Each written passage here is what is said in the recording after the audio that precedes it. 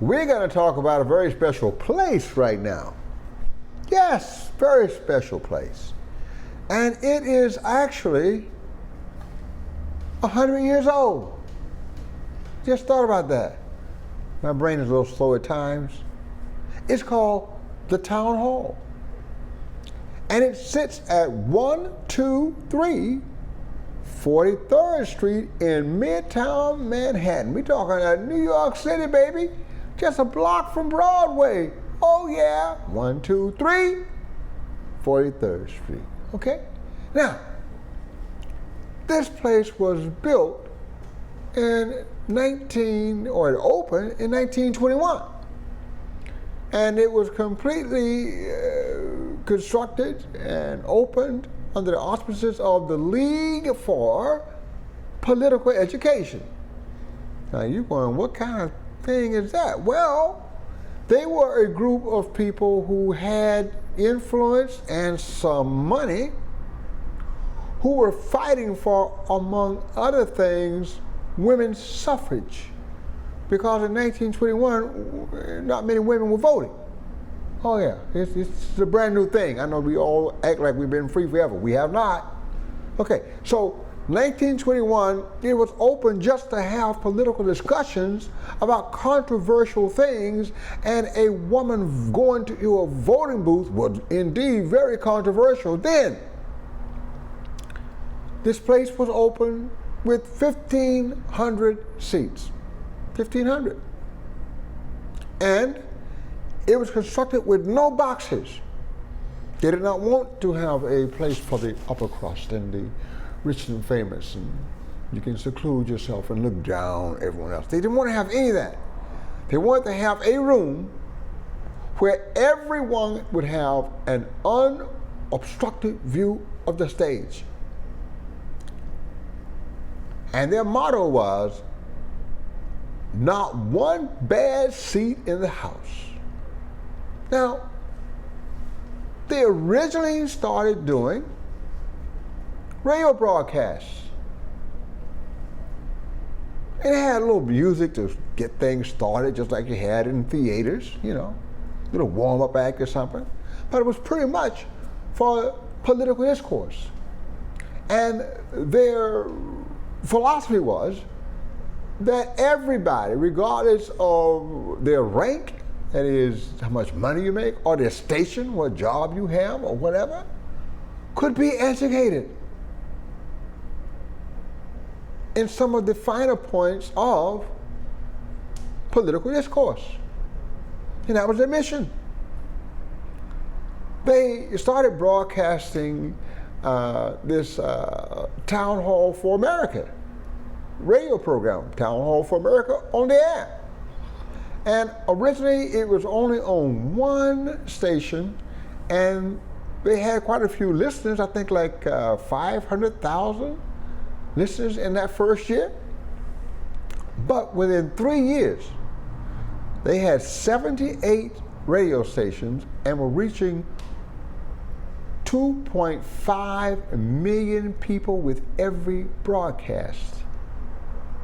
And some of the stations that were receiving broadcasts were on 3 different continents around the world. In 3 years, they go from this idea to worldwide influence. And they received numerous awards for content delivery, for their mission, and they made things happen. Women did get the right to vote. Then they had to figure out some other things. So let's look at the arts, let's look at poetry, let's look at drama, let's look at film, let's look at music.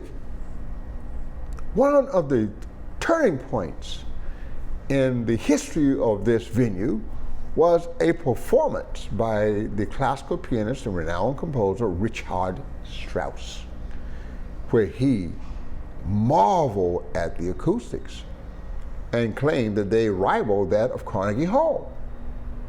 Okay, that is a pretty serious endorsement. And so now we go from just being a place where we have political discourse and live radio broadcasts on that subject to something that really is a pretty serious concert venue as well. And people started taking advantage of it.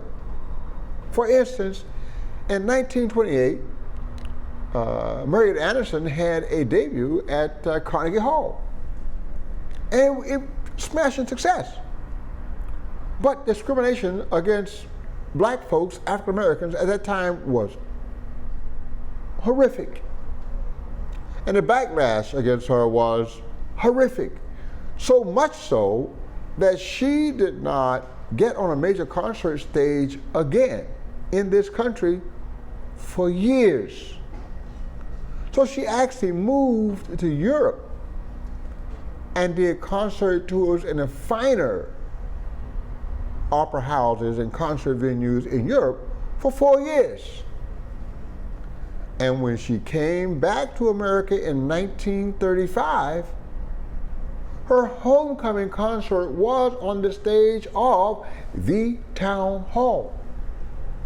So now you're combining the arts with this political discourse because you're making it clear that you're not supporting discrimination, whether it's against women who can't vote or African Americans who can't sing, but you want them to shut up. So this is kind of like the mission of this particular establishment. Now, let's talk about the music. Eddie Condon started broadcasting nationally. He had a big swing orchestra from the Town Hall that popularized it as a place for jazz and swing music. Oh yeah. In 1945, Dizzy Gillespie and Al Haig and Don Byers and Charlie Parker and so many others, Sid Callier, Curly Russell, they showed up at Town Hall and presented a formal concert of this new music that was going to be known as bebop. This is 1945. This is before Miles ever made it from St. Louis to New York. This is the beginning of this music, baby. Oh yeah. And who is leading the charge to support this revolution in jazz? The Town Hall. Oh yeah. A few years later, with this bebop thing happening and no one's listening to Louis Armstrong, that old New Orleans stuff, because they're listening to this new, man, bop is happening. Louis Armstrong did a concert at Town Hall. It was a fabulous success. The group he used became known as Louis Armstrong and the All-Stars. And that 1947 concert became the prototype for Louis's performances from that date until he died.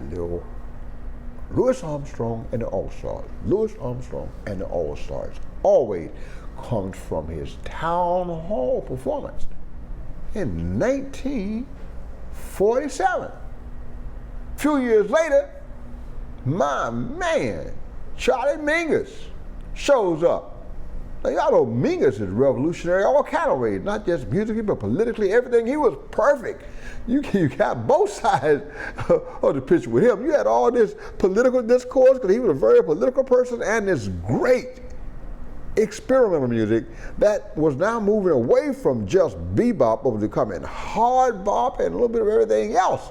When it came to Mingus, he did 2 nights, 2 concerts there, 1952, 1954, and between those 2 concerts, he released 5 albums.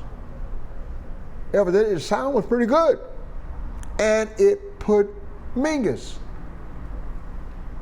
on this rise to fame. Sammy Davis came through the Town Hall in 1959 and recorded an album called simply Sammy Davis Jr. at Town Hall. Go get it, it's there, and you can hear how great those acoustics are too. Yeah. And we can continue to go on and on and on with the music. Whitney Houston, when she was restarting her career in 2005, 6, 7, somewhere in there, she did an interview for Oprah's show.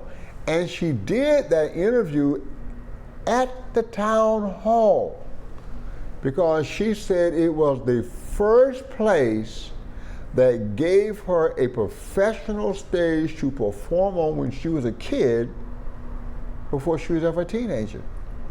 So Whitney Houston's career, even in pop and soul, had been supported by access to the wonderful seating and acoustics of the town hall. And because they had this open door policy. They wanted people to come in who may not have access to other venues. We'll leave it like that. Now, the people who manage this facility are very smart. They had New York declared as a historical landmark. They had the National Park Service put it on the National Registry of Historic Places. So it's protected and it's funded and it's still there. Is it still there? It is still there. And they have a series called Not Just Jazz, where they do produce jazz, but they have jazz and a little film, or jazz and a little art, or maybe something that's not quite so jazz. They'll have like Cassandra Anderson there, and they may have a pop group there, and they may have a chamber group there, and they may have a fusion group there. They give a pure smorgasbord of music in this Not Just Jazz series. And yes, they are still alive and kicking today at 123 43rd Street in Midtown, New York City. You ought to stop by, take a look. If you're lucky enough, there may be an act presenting a concert, or maybe there'll be some art, or poetry. They love supporting poetry, spoken word, any kind of art, or maybe there'll be a really, really intense political discussion. Who knows? You can get it all at the town hall. Thank you very much.